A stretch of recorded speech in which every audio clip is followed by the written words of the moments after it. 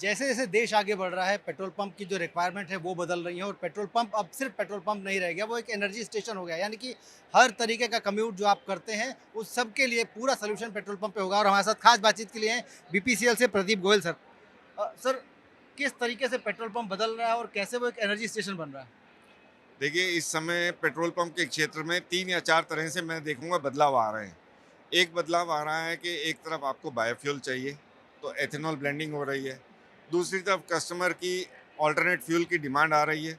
CNG में customer convert हो रहा है, ईवी में कस्टमर कन्वर्ट हो रहा है, एलएनजी में कस्टमर कन्वर्ट हो रहा है और पेट्रोल डीज़ल की अपनी एक अलग डिमांड बढ़ रही है।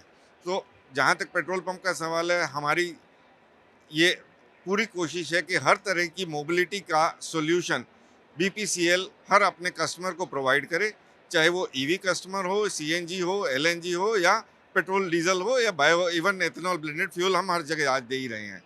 सो एक ये बदलाव बड़ा महत्वपूर्ण आ रहा है इंडिया के अंदर। दूसरा बदलाव आ रहा है कि बहुत सारे हाईवेज और एक्सप्रेसवेज बन रहे हैं जिनमें एक्सेस कंट्रोल है। आपको पेट्रोल पंप आप कहें जहाँ पहले कहीं पे भी लगा सकते थे, अब वहाँ नहीं लगा सकते हो। तो नेशनल हाईवे अब इन एक्सप्रेसवेज के ऊपर हर एक 30 टू 40 किलोमीटर की स्पेस के ऊपर वे साइड एमिनिटीज के नाम से स्पेस प्रोवाइड करता है, जिसको बिडिंग के माध्यम से आपको लेना पड़ता है। तो बीपीसीएल उसमें अग्रसर होकर 80 से ऊपर साइट्स ले चुका है। ये साइट्स 5 एकड़ से 25 एकड़ तक के स्पेस है, जहाँ पे आपको पूरी way side amenities as per NHAI के नॉर्म्स के हिसाब से डेवलप करनी है। यहाँ पे हर तरह का एनर्जी, व्हीकल की एनर्जी और ट्रैवलर्स की एनर्जी, मतलब उनके खाने पीने का, उनका आराम करने का, उनके लिए clean neat and clean washroom, drivers के लिए डॉर्मेट्री, रात को रुकने के लिए मोटेल और इस तरह की पूरी सुविधाएं, बच्चों के लिए खेलने की जगह।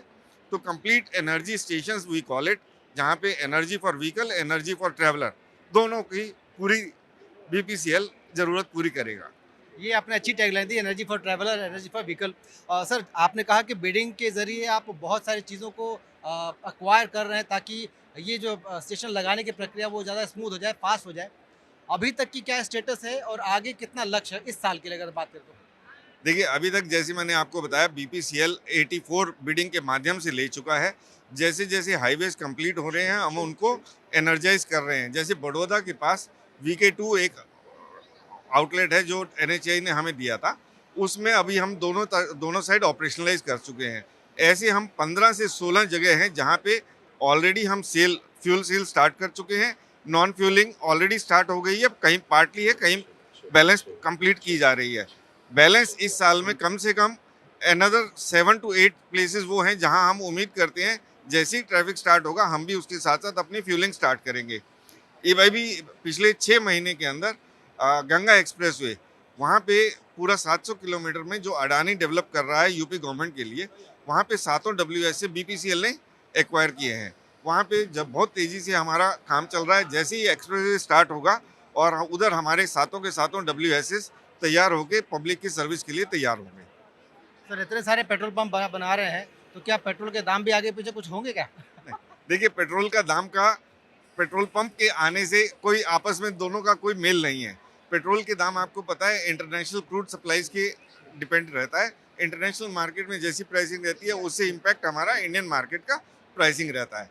सो पेट्रोल का प्राइस, पेट्रोल पंप लगाने का दोनों का बिल्कुल अलग-अलग मापदंड है। सर, आपने कहा कि पेट्रोल पंप लगाने के लिए आपने ज़मीनें खरीद ली हैं, तो क्या हमें पेट्रोल पंप लगाना मिलेगा? देखिए पेट्रोल पंप बीपीसीएल में 3 या 4 तरीके से होता है। एक होता है कि एक रेगुलर इंटरवल के ऊपर हमारी एडवर्टाइजमेंट आती है। जैसे 14 में आई, 2014 में आई, फिर 18 में आई, फिर 23 में आई। जिन्होंने अप्लाई किया उनको डिफरेंट स्टेजेस पे एलओआई और पेट्रोल पंप लगाने की प्रक्रिया जारी है। दूसरी ये जो हम बिडिंग के थ्रू एक्वायर करते हैं, इसमें 2 प्रक्रियाएँ हैं। एक है डीजीआर, डीजीआर के थ्रू हम नॉमिनेशन लेते हैं जो पेट्रोल पंप ऑपरेट करते हैं। दूसरा हम प्राइवेट कंपनीज को अपने टेंडर के माध्यम से इनवाइट करते हैं, जिसमें 3 साल का ऑपरेशन हम प्राइवेट पब्लिक को भी देते हैं। सो आप प्राइवेट जब भी हम निकालते हैं बिडिंग के लिए आप उसमें अप्लाई कर सकते हो। आप जो एक्स सर्विसमैन है वो डीजीआर वाली साइड में अप्लाई कर सकता है, या आप जिसके पास ज़मीन है या अदरवाइज अप्लाई करना चाहते हो तो आप अपना जब भी एडवर्टाइजमेंट आती है उसके थ्रू अप्लाई करके हमारे साथ आ सकते हो। बहुत-बहुत धन्यवाद सर हमसे बात करने के लिए, बहुत-बहुत शुभकामनाएँ आपको। धन्य